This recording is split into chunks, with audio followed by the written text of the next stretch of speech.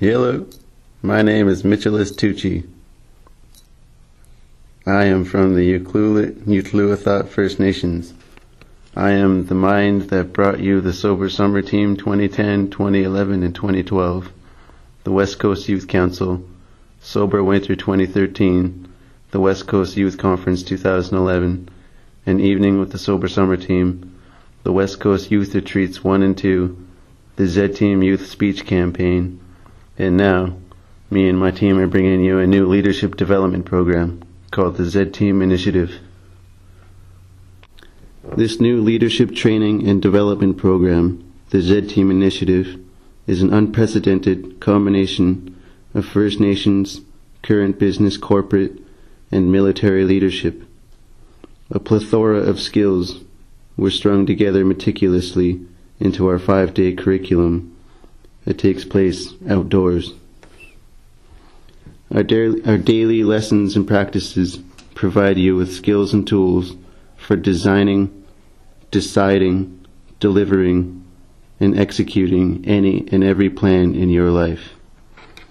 By week's end, ye shall be mighty prepared, invigorated, empowered, and knowledgeable of your true potential and even the course you take then.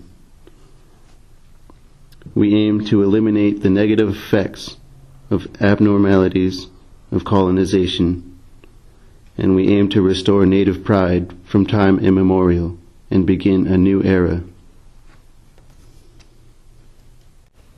Initiative definition: the power to act or take charge before others do.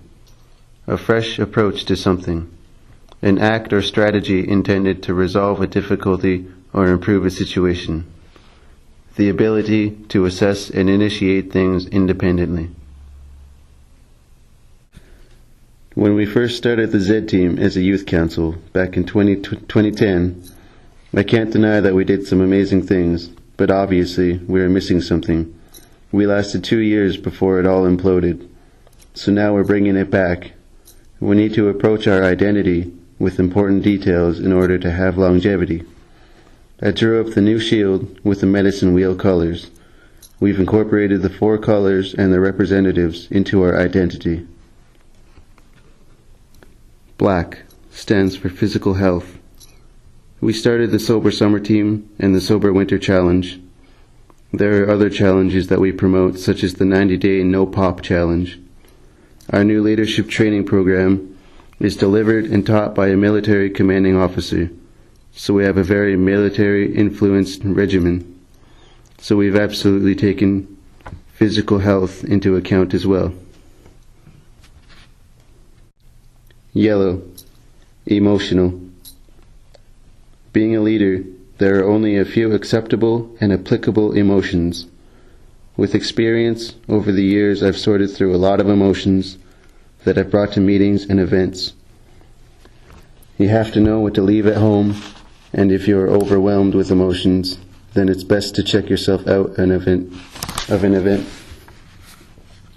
I've unfortunately been in that situation before and wrote a lengthy apology to my team. Thankfully, they were very understanding. So it's very important to be aware of your emotions and ask yourself if you could take them effectively into your role in leadership or participation. Always respect your emotions and the situations that they affect. Take the emotional aspect into account.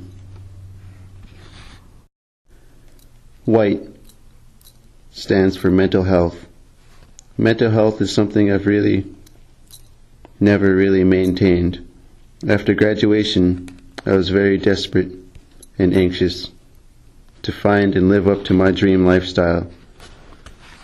I've been to the psychiatric ward, I've been on suicide watch, I've gone fasting on a secluded island by myself, and I've been quite a handful for my loved ones.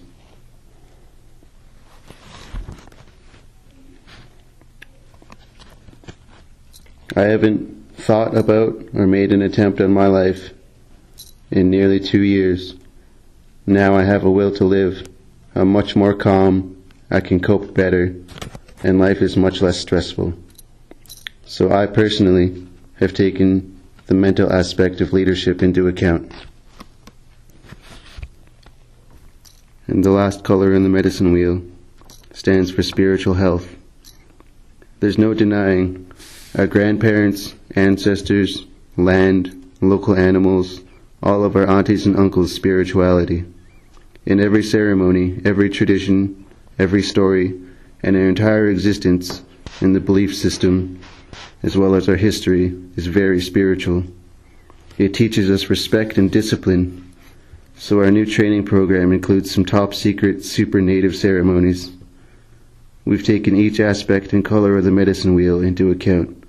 We've integrated it into our new identity so that when the time comes to launch this program, the stars align and we become our own. We become our own stars, guiding other young minds and spirits along the right path.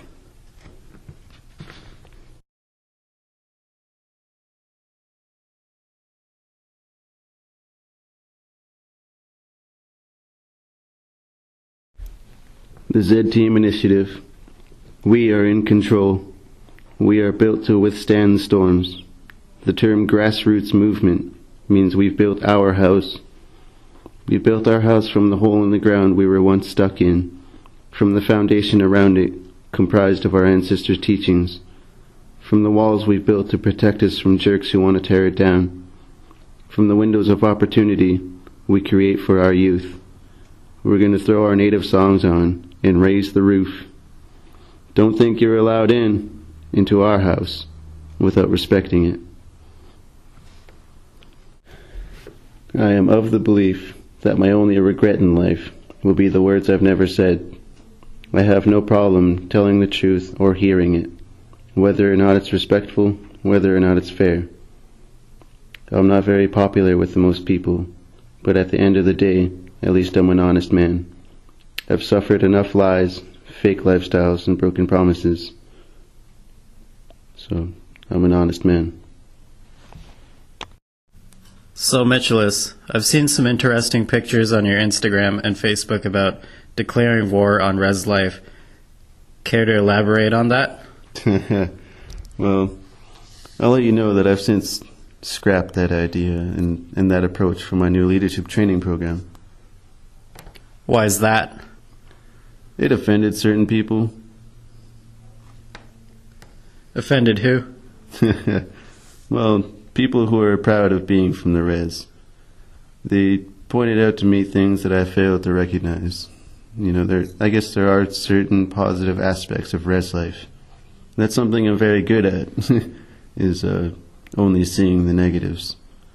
But, you know, for me, honestly, I didn't see many or any positives from growing up on the res.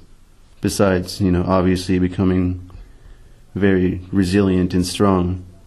I must acknowledge that positivity, but I absolutely will not pretend I was or am happy about it. I refuse to bring my future children into this community. I mean, no offense, but I must break some sort of cycle here. In my eyes and my heart, being 1 in 4 natives graduating, the alcoholism, wannabe gangs, the suicide rates, teen pregnancy, crime, and all the drugs. All of these things are abnormalities of colonization, issues brought up in res life. Nobody wants to say these things because it's the res, because it's very, very personal. I mean, these are all caused by the reservation system, the residential schools, and the hundreds of laws that took our native way of life and native pride.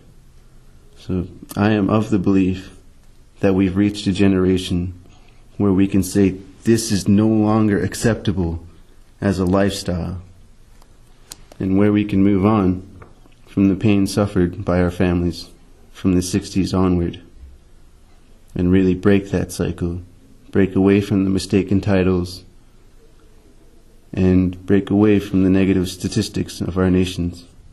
So this native pride versus res life war, it's something I want. It's something I absolutely do want. But I have to respect certain people's opinions about res life. I have to respect their complacency. Yeah.